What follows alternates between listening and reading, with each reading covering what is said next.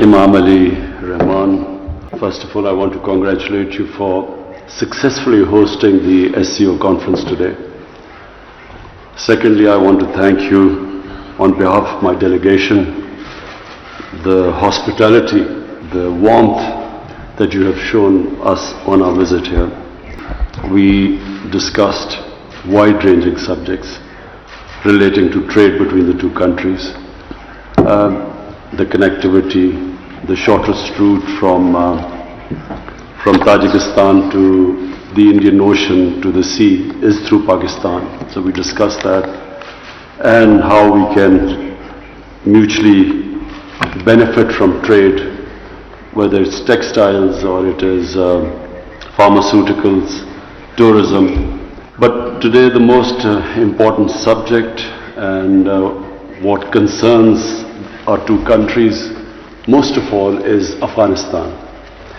And as Mr. President, you quite rightly said, that it is extremely important not just for Tajikistan and Pakistan that there's peace in Afghanistan, but especially for the long-suffering people of Afghanistan. For 40 years there has been conflict in the country, and it has caused immense suffering for the people there.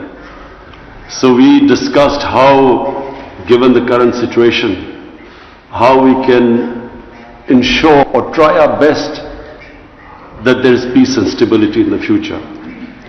And one of the conflicts which is worrying us, worrying you, I know, worrying us in Pakistan is the conflict in Panjshir between the Tajik and the Taliban. And we resolved today that we will try our best.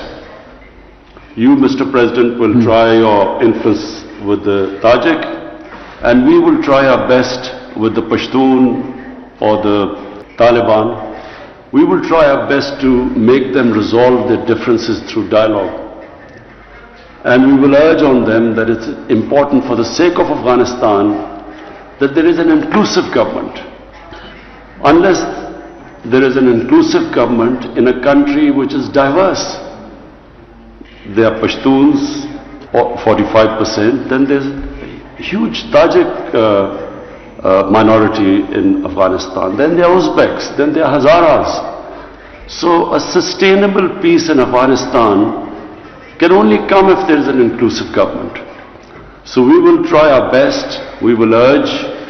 We know we can't dictate to any other country, but we will try our best, our influence, urge them as friends of Afghanistan that they must resolve this, especially this issue which is now erupting between the Tajik and the Taliban in the Panjshir Valley.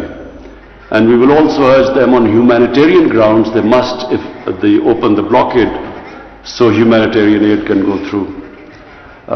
We can, at this juncture, Mr. President, as you and I have both discussed today in great length, that this is a defining moment in Afghanistan's history.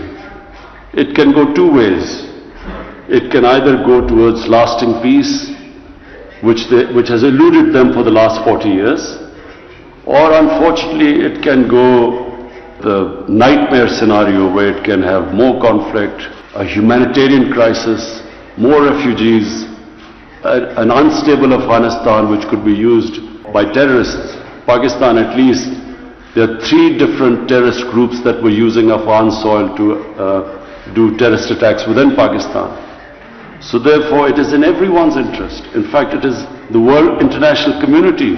It's in everyone's interest that there is stability and peace in Afghanistan. And so the peace, as we agreed today, can only come if there is an inclusive government. All different points of views, factions, ethnic groups, all of them are included in a government which will lead to sustainable peace. So I thank you again, Mr. President, for your warmth and your great hospitality. I must say, on behalf of my delegation, everyone has been very impressed.